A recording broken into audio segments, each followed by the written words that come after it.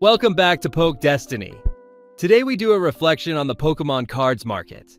Many people invest when the market has already given trust to a product and therefore they feel safe to invest, losing a huge profit margin.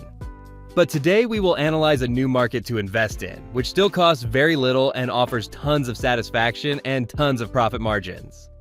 As you can see, here I put many products from many sets that we perfectly know are already expensive, that people love them, want them, and everything. But they all have one thing in common. They were sets and products you had to bet on at the time of release. Because if someone can analyze a set and a product well, they can predict the future economic trends, so they start investing heavily in these products. But today I'll show you the same thing you can do, but with a completely different market. Let's explore the Chinese and Korean market together. I know you might be a bit skeptical, it's normal, I perfectly understand. Stay with me though, and I guarantee you that by the end of the video, you will have completely reevaluated this type of investment. Here we have two booster boxes, Azure Shadow Roar and Pursuit. The Chinese and Korean market has the peculiarity that products contain more than one set inside, because they basically have to recover the gap with regular language sets. In this case, these are two Chinese sets we're going to analyze, starting from prices. The slim version of the Roar box is at 48 to 49 euros, so excellent prices and a population already very contained.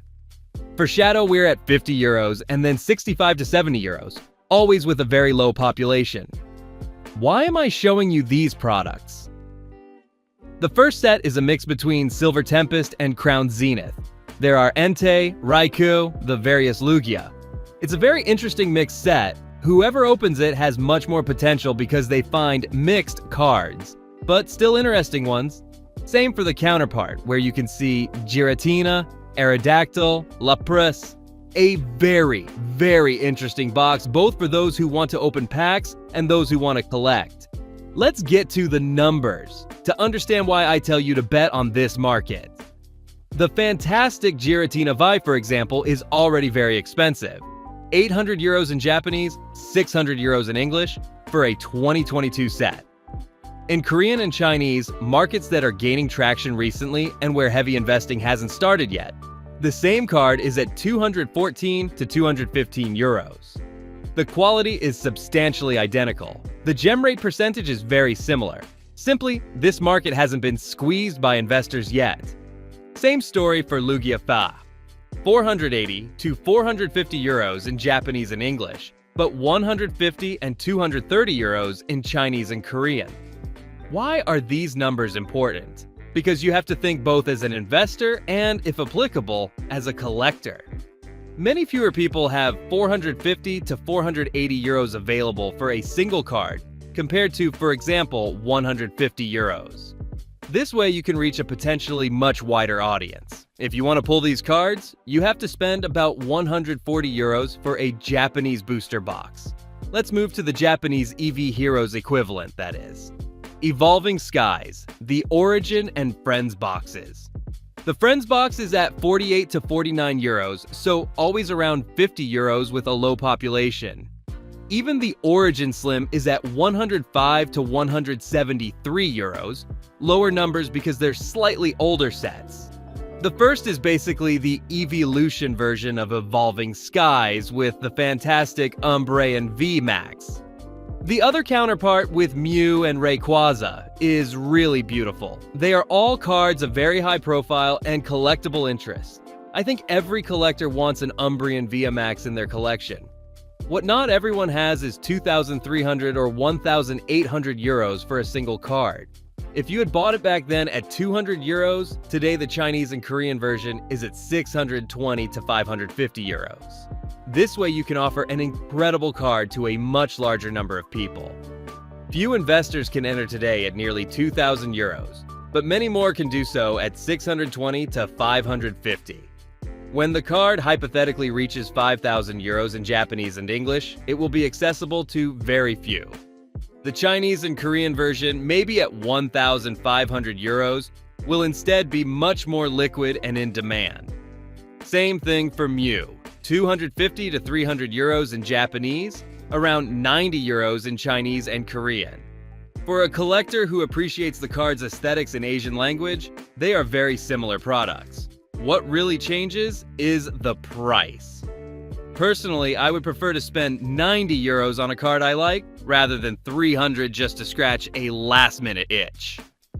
An Evolving Skies booster box today is around 1,900 euros in English. It almost always makes sense to buy the single, rather than chase luck by opening packs. The Japanese version is still around 400 euros, very high figures. Right now, Korean and Chinese have the same pull rates as Japanese, and this reassures the future buyer. Let's take a short break. If you're enjoying these market breakdowns and you want to support the channel, subscribe to PokéDestinyIT and turn on the notification bell so you don't miss the next uploads, updates, and opportunities we'll analyze together. A like and a comment help a lot too, and they tell me which products you want me to cover next. Let's continue with the video. Fusion Strike. In English, a box is around 1,200 euros. The Japanese version, about 135. The Chinese version in many cases costs about half of the Japanese, while keeping the same product concept. Back to us. Another example from the Chinese market, Gem Pack 1, you found it at 15 euros. Today it's already at 40. Gem Pack 2, you found it at 20, now it's at 50. Gem Pack 3 starts a bit higher because thanks to the previous performances, the market trusted it from the start. Those who trusted these products early now have excellent prices in their collection. Why do these boxes perform so well? Because they contain exclusive cards. Jump Pack 1, the cheapest version, includes 3 energies worth 40 euros each. Pulling just one already repaid your opening investment, something almost impossible usually. Even the other cards, though not sacred monsters, sit at 10, 12, or 25 euros, often repaying the box. Plus, there's the Captain Pikachu stamp, a very sought-after and interesting card, especially for the future. Jump Pack 2 follows the same reasoning. Stamped energies are worth 35 to 40 euros and easily recover the box investment. The Evolution Mosaics, exclusive cards with special artwork, go from 45 to 185 euros. If you bought a case, opened it in bulk, and sold the singles, the profit was net, something you can hardly replicate with Japanese or English. Jump Pack 3. A Cubone already worth 85 euros for a product not too old, a Gengar reaching 200 euros even if it's just a cute card, a Meowth around 50 euros iconic and nostalgic Pokemon, but not comparable in hype to Giratina or Charizard. The strength of these side products in Asian languages lies precisely in this cute, but highly sought-after exclusivity. Let's move to singles and see how to move some capital. Charizard from Shining Fates, 400 euros in English, 425 in Japanese. But you can enter at about 160 euros with the Chinese version. When these prices double, there will be many fewer people able to afford versions at 1,200 to 1,800 euros. If the Chinese reaches 400 to 500 euros, you'll have made an excellent margin on a card the market has already rewarded. Another very appreciated Charizard, even from a set, Champion's Path, that today isn't among the hottest. Western versions are already high. The Chinese version you can add to your collection for about 52 euros. I don't want to look in anyone's pocket, but the price of an ETB for a very aesthetically interesting card is within reach for many. Even just doubling on such an investment means having a 100 euro card that costs you less than the English counterpart. Let's move to the heavy hitters. Latios and Latios Heart from Team Up. 2,250 to 2,500 euros in English. In Japanese, we're around 1,300 euros, a card that has skyrocketed. With the Chinese version, you can still enter around 650 euros, even though the ship has partly sailed. The same applies to many of the cards and expansions you've seen in this video. You still have a chance because the price is relatively accessible. Gengar and Mimikyu, 2,000 to 3,000 euros in English, about 950 euros in Japanese. These are very high numbers. The Chinese version is still around 240 euros, leaving you huge potential margin on a card the market has already rewarded impressively. Now let's talk a bit about Sealed. Everyone knows 151 is an incredible set. An English ETB, if you want to open it, costs about 320 euros. A few days ago, the ETB was at 250 to 270 euros. Now it's already up. The Japanese version is still feasible at about 170 euros. The Korean version, with the same pull rates and cards, is around 60 to 62 euros. With 170 to 180 euros, you take home 3. This completely changes the volumes you can enter and resell with.